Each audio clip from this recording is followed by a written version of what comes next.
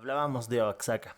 Dije a don Juan que una vez yo había llegado a la ciudad en día de mercado, cuando veintena de indios de toda la zona se congregaban allí para vender comida y toda clase de chucherías. Mencioné que me había interesado particularmente un vendedor de plantas medicinales. Llevaba un estuche de madera y en él varios frasquitos con plantas secas deshebradas. Se hallaba de pie a media calle con un frasco en la mano, gritando una cantinela muy peculiar. Aquí traigo, decía, para las pulgas, los mosquitos, los piojos y las cucarachas, también para los puercos, los caballos, los chivos y las vacas. Aquí tengo, para todas las enfermedades del hombre, las paperas, las viruelas, el reumatismo y la gota. Aquí traigo para el corazón, el hígado, el estómago y el riñón. Acérquense, damas y caballeros. Aquí traigo para las pulgas, los mosquitos, los piojos y las cucarachas. Lo escuché largo rato. Su formato consistía en enumerar una larga lista de enfermedades humanas para las que afirmaba traer cura. Los recursos que usaba para dar ritmo a su cantinela era hacer una pausa tras nombrar un grupo de 4. Don Juan dijo que él también solía vender hierbas en el mercado de Oaxaca cuando era joven. Dijo que aún recordaba su pregón y me lo gritó. Dijo que él y su amigo Vicente solían preparar pociones. Esas pociones eran buenas de verdad, dijo don Juan. Mi amigo Vicente hacía magníficos extractos de plantas. Dije a don Juan que durante uno de mis viajes a México había conocido a su amigo Vicente. Don Juan pareció sorprenderse y quiso saber más al respecto. Aquella vez iba yo atravesando Durango y recordé que en cierta ocasión don Juan me había recomendado visitar a su amigo que vivía allí. Lo busqué y lo encontré. Y hablamos un rato. Al despedirnos me dio un costal con algunas plantas y una serie de instrucciones para replantar una de ellas. Me detuve de camino a la ciudad de Aguascalientes, me cercioré de que no hubiera gente cerca.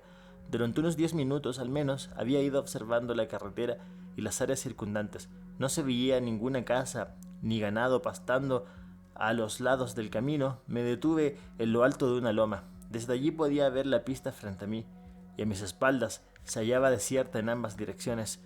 En toda la distancia que yo alcanzaba a percibir, dejé 23 de mayo de 1968. Pasar unos minutos para orientarme y para recordar las instrucciones de don Vicente. Tomé una de las plantas, me adentré en el campo de cactos al lado de este camino y la planté como don Vicente me había indicado. Llevaba conmigo una botella de agua mineral con la que planeaba rociar la planta. Traté de abrirla golpeando la tapa con la pequeña barra de hierro que había usado para cavar, pero la botella estalló y una esquirla de vidrio me hirió mi labio superior y lo hizo sangrar. Regresé a mi coche por otra botella de agua mineral. Cuando la sacaba de la cajuela, un hombre que conducía una camioneta VW se detuvo y preguntó si necesitaba ayuda. Le dije que todo estaba en orden y se alejó. Fui a regar la planta y luego eché a andar nuevamente hacia el auto. Unos 30 metros antes de llegar oí voces. Descendí apresurado de una cuesta hasta la carretera y hallé 3 personas junto al coche, 2 hombres y una mujer. Uno de los hombres había tomado asiento en el parachoques delantero. Tendría alrededor de 35 años. Estatura mediana, cabello negro rizado. Cargaba un bulto a la espalda y vestía pantalones viejos y una camisa rosácea, descosida. Sus zapatos estaban desatados y eran quizá demasiado grandes para sus pies. Parecían flojos e incómodos. El hombre sudaba profusamente. El otro hombre estaba de pie a unos 5 metros del auto.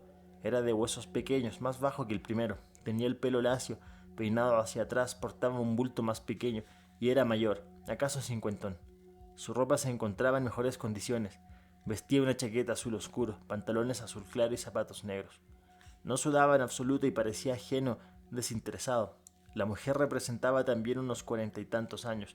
Era gorda y muy morena.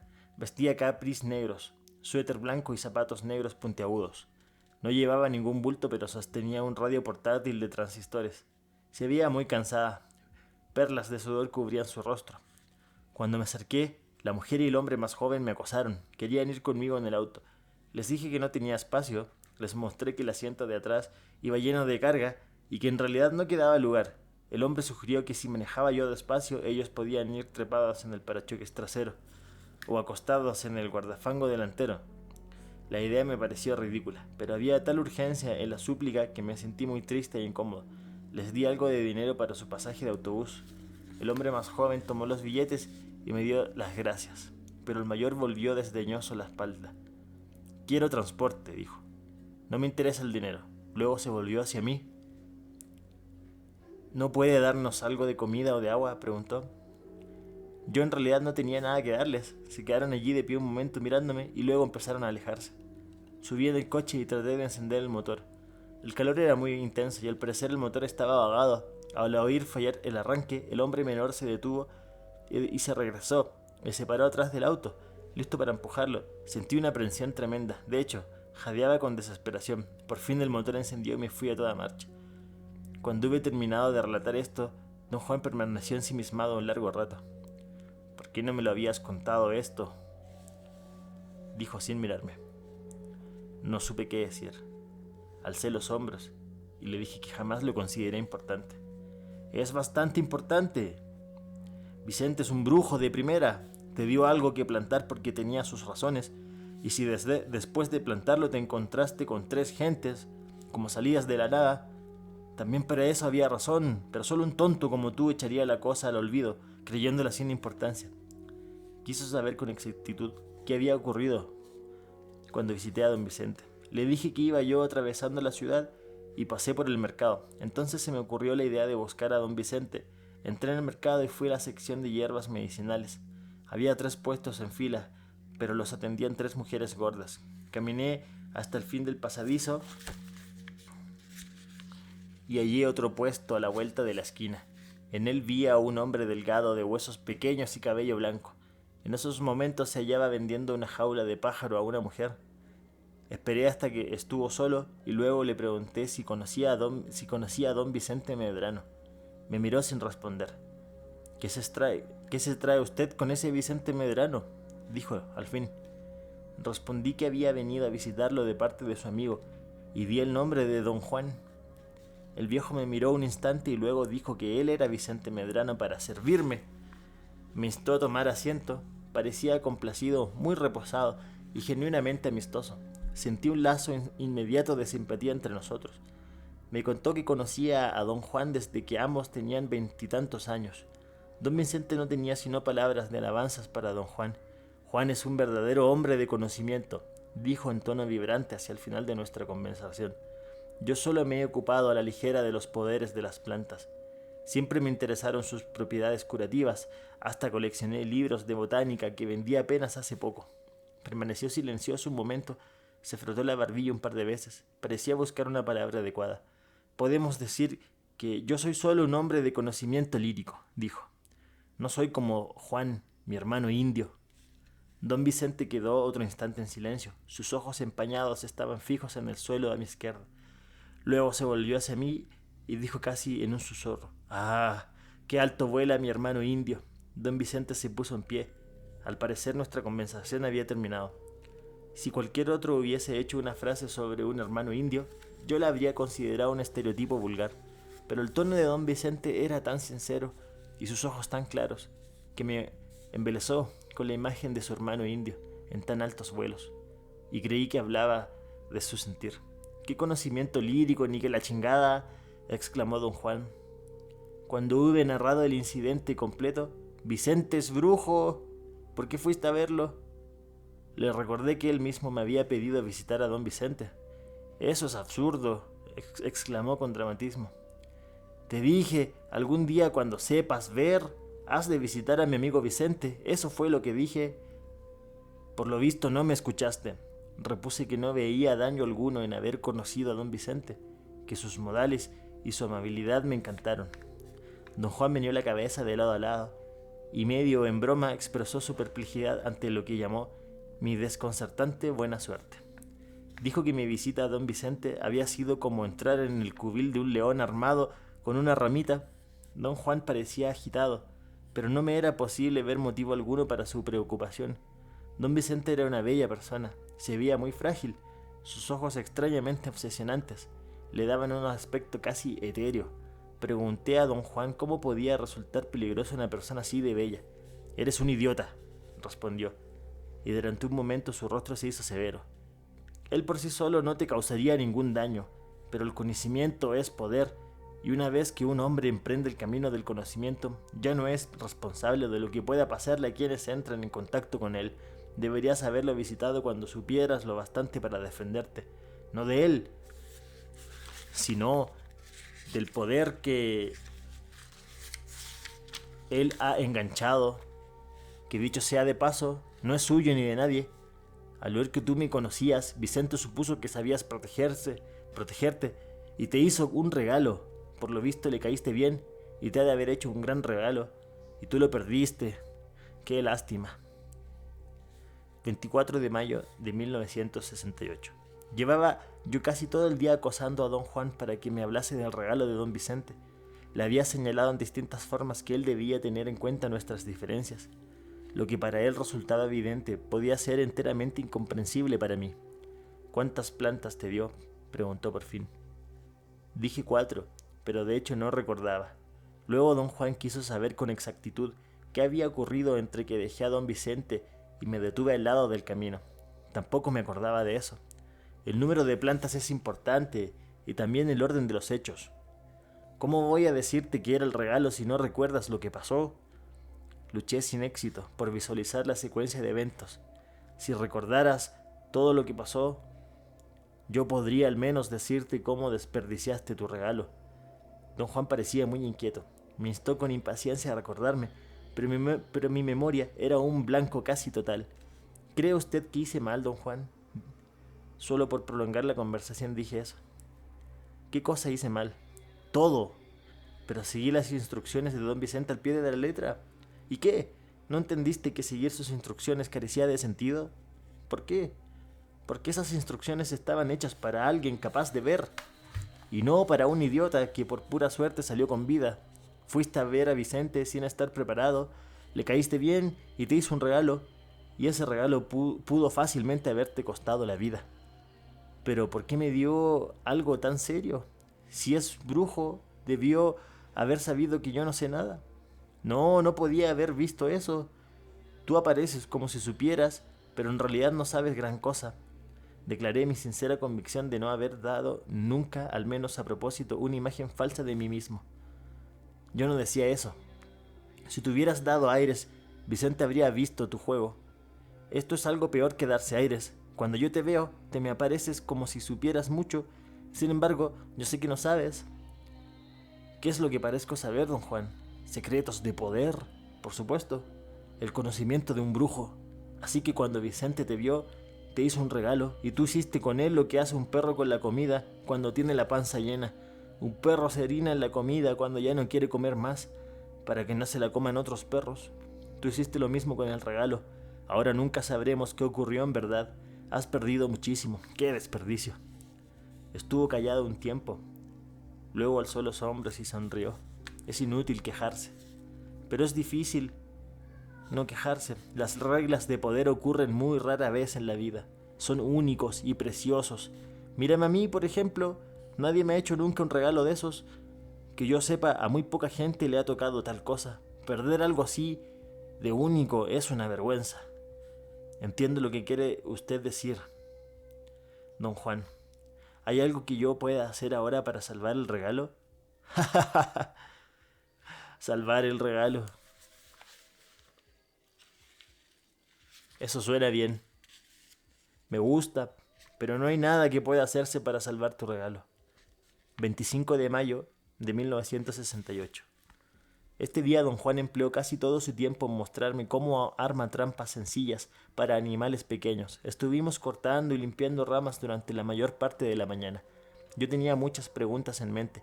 Traté de hablarle mientras trabajábamos, pero él no tomó en chiste lo que y dijo que de nosotros dos solo yo podía mover las manos y la boca al mismo tiempo. Finalmente nos sentamos a descansar y solté una pregunta. ¿Cómo es ver, don Juan? Para saber eso tienes que aprender a ver. Yo no puedo decírtelo. ¿Es un secreto que yo no debería saber? No. Es nada más que no puedo describirlo. ¿Por qué? No tendría sentido para ti. Haga usted la prueba, don Juan, quizá lo tenga. No. Tienes que hacerlo tú solo. Una vez que aprendas, puedes ver cada cosa del mundo en forma diferente. Entonces, don Juan, ¿usted ya no ve el mundo en la forma acostumbrada? Veo de los dos modos. Cuando quiero mirar el mundo, lo veo como tú. Luego, cuando quiero mirarlo, voy a empezar de nuevo esa frase, corto y veo. Veo de los dos modos cuando quiero mirar el mundo, lo veo como tú. Luego, cuando quiero verlo, lo miro como yo sé y lo percibo de forma distinta. ¿Se ven las cosas del mismo modo cada vez que usted las ve? Las cosas no cambian, uno cambia la forma de verlas, eso es todo. Quiero decir, don Juan, que si usted, por ejemplo, ve el mismo árbol, ¿sigue siendo el mismo cada vez que lo ve? No, cambia, y sin embargo es el mismo. Pero si el mismo árbol cambia cada vez que usted lo ve, el ver puede ser una simple ilusión. Rió y estuvo un rato sin responder. Parecía estar pensando por fin. Cuando me dijo, cuando tú miras las cosas, no las ves, solo las miras. Yo creo que para cerciorarte de que algo está allí, como no te preocupa ver, las cosas son bastante lo mismo cada vez que las miras. En cambio, cuando aprendes a ver una cosa no es nunca la misma cada vez que las ves. Y sin embargo es la misma. Te dije, por ejemplo, que un hombre es como un huevo. Cada vez que veo al mismo hombre veo un huevo, pero no es el mismo huevo. Pero no podrá usted reconocer nada, pues nada es lo mismo, así que ¿cuál es la ventaja de aprender a ver? Puedes distinguir una cosa de otra, puedes verlas como realmente son. ¿No veo yo las cosas como realmente son? No, tus ojos solo han aprendido a mirar. Por ejemplo, esos tres que te encontraste, me los describiste en detalle y hasta me dijiste qué ropa llevaban, y eso solamente me demostró que no los viste para nada. Si fueras capaz de ver, habrías sabido en el acto que no eran gente. ¿No eran gente? ¿Qué eran? No eran gente, eso es todo. Pero eso es imposible. ¿Eran exactamente como usted o como yo? No, no eran, estoy seguro. Le pregunté si eran fantasmas, espíritus o almas de difuntos. Su respuesta fue que ignoraba lo que eran fantasmas, espíritus y almas. Le traduje la definición del New World Dictionary de Webster. Asigna a la palabra fantasma el supuesto espíritu desencarnado de una persona muerta que, según se concibe, apenas a los vivos como una aparición pálida, aparece a los vivos como una aparición pálida, penumbrosa. Y luego la definición de espíritu, un ser sobrenatural, especialmente uno al que se considera fantasma o habitante de cierta región poseedor de cierto carácter, bueno o malo. Dijo que tal vez podría llamárseles espíritus, aunque la definición del diccionario no era muy adecuada para describirlos. ¿Son alguna especie de guardianes? No, no guardan nada. ¿Son cuidadores? ¿Nos están vigilando? Son fuerzas, ni buenas ni malas, solo fuerzas que un brujo aprende a ponerles rienda. ¿Son esos los aliados, don Juan? Sí, son los aliados de un hombre de conocimiento. Esta era la primera vez en 8 años de nuestra relación que don Juan se había acercado a una definición de aliado. Debo habérselo pedido docenas de veces, pero en general ignoraba mi pregunta diciendo que yo sabía que era un aliado y que resultaba estúpido definir lo que yo ya sabía. La declaración directa de don Juan sobre la naturaleza de los aliados era toda una novedad, y me vi compelido a aguijarlo. Usted me dijo que los aliados estaban en las plantas, en el toloache y en los hongos. Jamás te he dicho tal cosa, dijo con gran convicción. Tú siempre sales con tus propias conclusiones. Pero lo escribí en mis notas, don Juan. Puedes escribir lo que se te dé la gana, pero no me salgas con que dije eso. Le recordé que, en un principio, me había dicho que el aliado de su benefactor era el toloache, y que el suyo propio era el humito, y que más tarde había aclarado diciendo que el aliado se hallaba contenido en cada planta.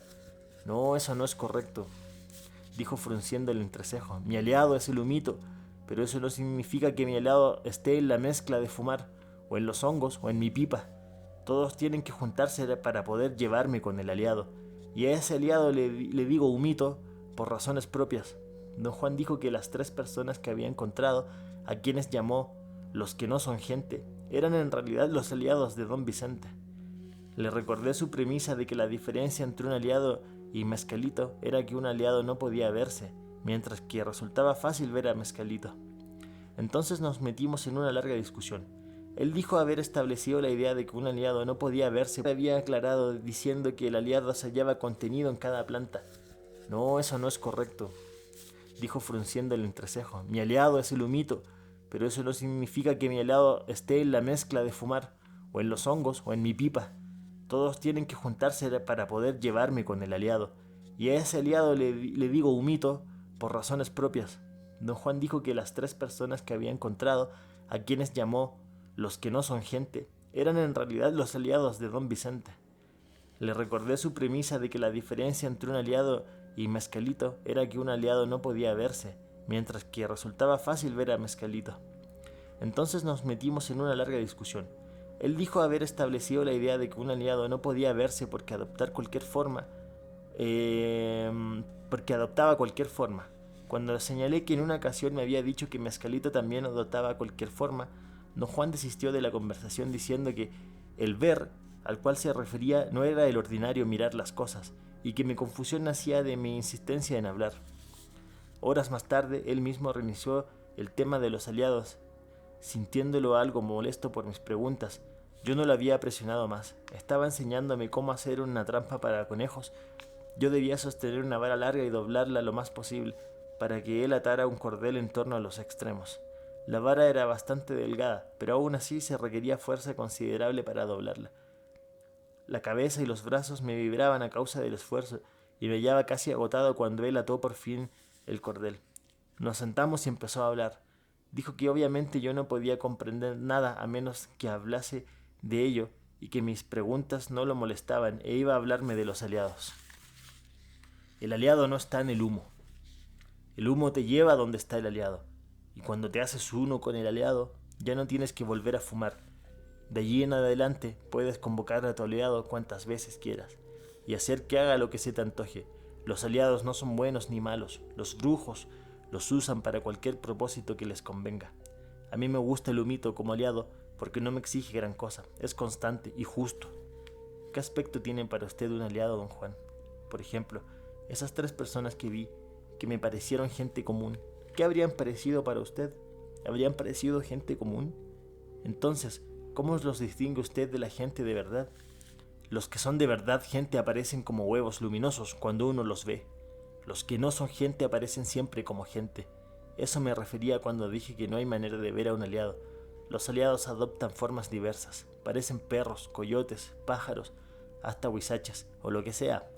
La última diferencia es que, cuando los ves, aparecen así, como lo que están fingiendo ser.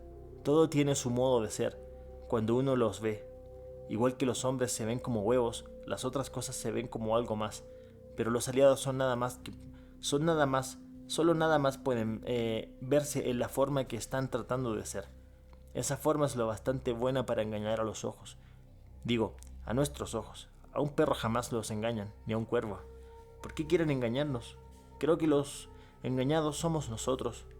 Nos hacemos tontos solos. Los aliados nada más adoptan la apariencia de lo que haya por ahí, y entonces nosotros los tomamos por lo que no son. No es culpa suya que solo hayamos enseñado a nuestros ojos a mirar las cosas. No tengo clara la función de los aliados, don Juan. ¿Qué hacen en el mundo? Eso es como si me preguntaras qué hacemos nosotros los hombres en el mundo. Palabra que no sé. Aquí estamos, eso es todo. Y los aliados están aquí como nosotros, y a lo mejor estuvieron antes que de nosotros. ¿Cómo antes de nosotros, don Juan? Nosotros los hombres no siempre hemos estado aquí. ¿Quiere usted decir aquí en este país o aquí en el mundo? En este punto nos metimos en otro largo debate. Don Juan dijo que para él solo había el mundo, el sitio donde sentaba sus pies. Le pregunté cómo sabía que no siempre habíamos estado en el mundo. Muy sencillo. Los hombres sabemos muy poco del mundo. Un coyote sabe mucho más que nosotros. A un coyote casi nunca lo engaña la apariencia del mundo. ¿Y entonces cómo podemos atraparlos y matarlos?, pregunté. Si las apariencias no los engañan, ¿cómo es que mueren tan fácilmente? Don Juan se me quedó mirando hasta incomodarme. Dijo, en cualquier forma que lo hagamos, un coyote es presa fácil para nosotros, porque no está al tanto de las maquinaciones del hombre. Pero si el coyote sobrevive, puedes tener la seguridad de que jamás volveremos a darle alcance. Un buen cazador sabe eso, y nunca pone su trampa 2 veces en el mismo sitio. Porque si un coyote muere en una trampa, todos los demás coyotes ven su muerte, que se queda allí y evitan la trampa, o hasta el rumbo donde la pusieron. Nosotros, en cambio, jamás vemos la muerte que se queda en el sitio donde uno de nosotros muere. Tal vez lleguemos a sospecharla, pero nunca la vemos. ¿Puede un coyote ver a un aliado? Claro. ¿Qué parece un aliado para un coyote? ¿Tendría yo que ser coyote para saber eso? Puedo decirte, sin embargo, que para un cuervo parece un sombrero puntiagudo, redondo y ancho por abajo, terminado en una punta larga. Algunos brillan, pero la mayoría son opacos y parecen muy pesados. Parecen un trozo de tela empapado en agua. Son formas imponentes. ¿Cómo que aparecen cuando usted los ve, don Juan? Ya te dije, aparecen como lo que estén fingiendo ser, toman el tamaño y la forma que les acomoda. Pueden ser piedritas o montañas. Hablan, ríen o hacen algún ruido. Entre hombres se portan como hombres, entre animales se portan como animales. Los animales suelen tenerles miedo, pero si están acostumbrados a ver aliados, los dejan en paz. Nosotros mismos hacemos algo parecido, tenemos montones de aliados entre nosotros, pero no los molestamos. Como nuestros ojos solo pueden mirar las cosas, no los advertimos. ¿Quiere usted decir que algunas de las personas que veo en la calle no son en realidad gente? Pregunté auténticamente desconcertado por su aseveración. Algunas no lo son, dijo con énfasis. Su afirmación me parecía descabellada, pero no me era posible concebir seriamente que don Juan dijera una cosa así solo por efectismo. Le dije que me sonaba a un cuento de ciencia ficción sobre seres de otro planeta. Dijo que no le importaba cómo sonara, pero que alguna gente en la calle no era gente. ¿Por qué debes pensar que cada persona en una multitud en movimiento es un ser humano? Preguntó con aires de seriedad extrema. No me era posible en verdad explicar por qué, solo que me hallaba habituado a creerlo como un acto de fe pura por mi parte. Don Juan siguió diciendo cuánto le gustaba observar sitios ajetreados, con mucha gente, y cómo a veces veía una multitud de seres que parecían huevos, y entre la masa de criaturas oviformes localizaba una que tenía todas las apariencias de una persona. Se goza mucho haciendo eso, dijo riendo. O al menos yo lo disfruto. Me gusta sentarme en parques y en terminales y observar. A veces localizo en el acto a un aliado, otras veces solo puedo ver gente de verdad. Una vez vi 2 aliados sentados en un autobús, lado a lado, y esa es la única vez en mi vida que he visto 2 juntos. ¿Tenía algún sentido especial que viera usted 2? Claro, todo lo que hace tiene sentido. De sus acciones un brujo puede, a veces, sacar su poder. Aunque un brujo no tenga aliado propio, mientras sepa ver, puede manejar el poder observando las acciones de los aliados. Mi benefactor me enseñó a hacerlo, y durante años, antes de tener mi propio aliado, buscaba yo aliados entre las multitudes, y cada vez que veía uno, eso me enseñaba algo. Tú hallaste 3 juntos, qué magnífica lección desperdiciaste.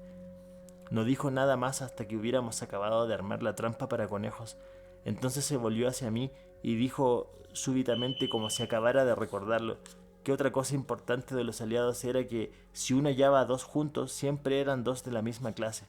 Los 2 aliados que él vio eran 2 hombres. Dijo que como yo había visto 2 hombres y una mujer, concluyó que mi experiencia era aún más insólita. Le pregunté si los aliados podían fingirse niños, si los niños podían ser del mismo sexo o de diferentes, si los aliados fingían gente de diversas razas, si podían simular una familia compuesta de hombre, mujer e hijo, y por fin le pregunté si había visto alguna vez a un aliado manejar un coche o un autobús. Don Juan no respondió en absoluto, sonrió y me dejó hablar. Al oír mi última pregunta se echó a reír y dijo que me estaba yo descuidando, que habría sido más propio preguntarle si había visto a un aliado manejar un vehículo de motor. No querrás olvidar las motocicletas, ¿verdad?, dijo con un brillo malicioso en la mirada.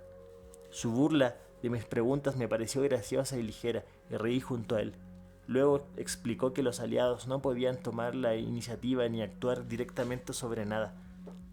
Podían, sin embargo, actuar sobre el hombre en forma indirecta.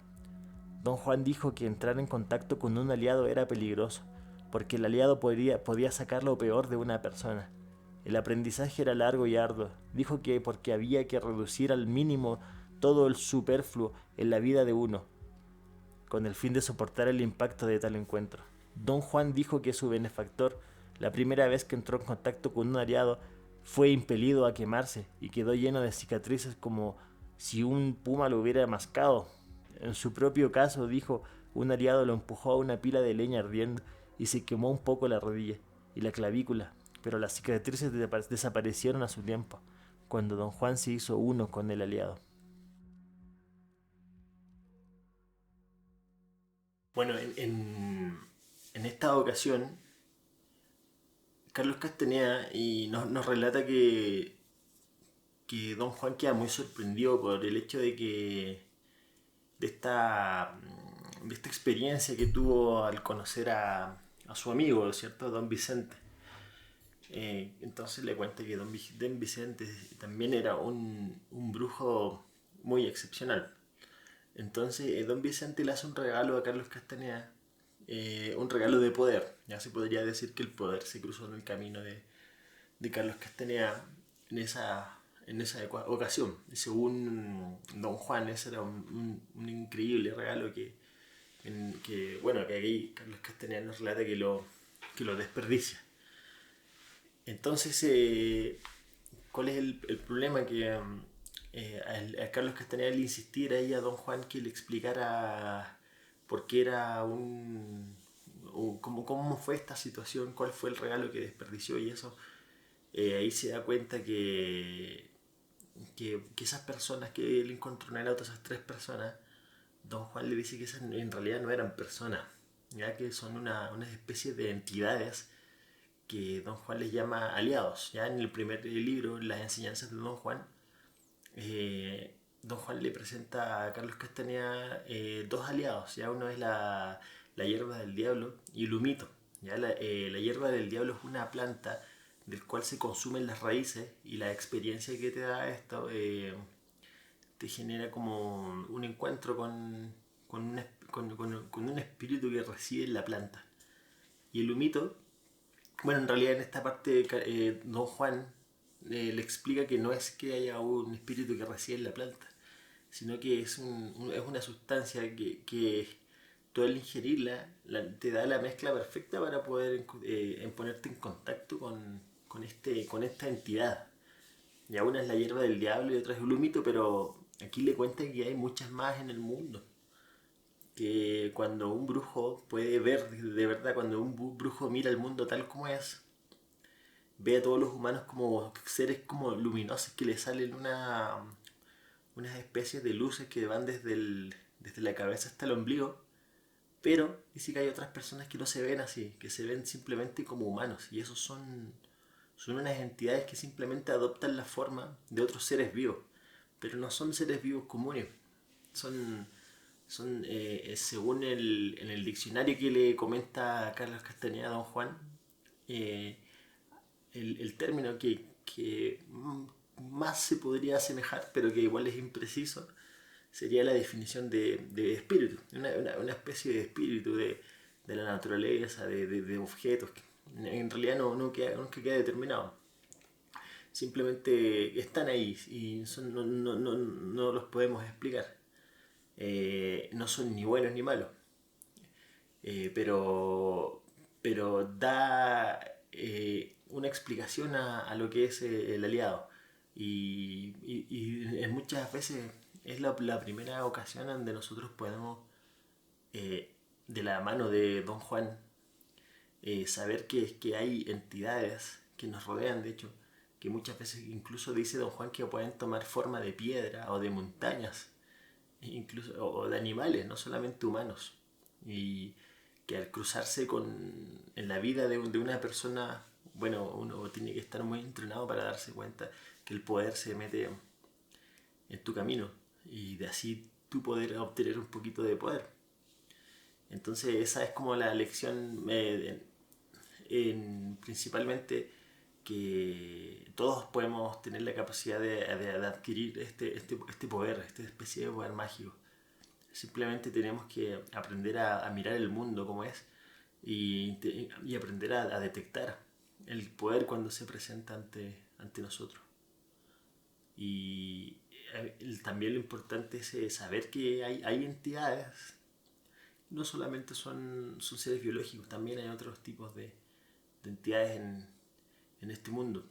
A la vez también, recordando lo que pasaba con Mezcalito en el primer libro, era la flor de peyote que se consumía. eh, te permite entrar en contacto, al igual que la hierba del diablo te permite entrar en contacto con el aliado de la hierba del diablo. eh, Don Juan también presenta a Mezcalito, que es una especie de entidad también, pero que no es un aliado, eso no le queda muy claro. No es un aliado, de hecho es una especie de semidios, una entidad divina, que es una especie de entidad que recibe su espíritu en todas las flores de peyote. Entonces, eh, a la vez el mezcalito sí es un guardián, dice algo, podría ser una especie de maestro. Entonces, eso, eh, recuerden, no estamos solamente cuando vayan, por ejemplo, a algún lugar, bueno, ahora con el COVID no se puede, pero quizás en algún momento cuando veas a alguien extraño acercándote frente a ti o a una persona que actúa de manera extraña, intenta pensar que probablemente no es un ser humano. Que estén muy bien. Esto fue la hora del Nahual. Chao, chao.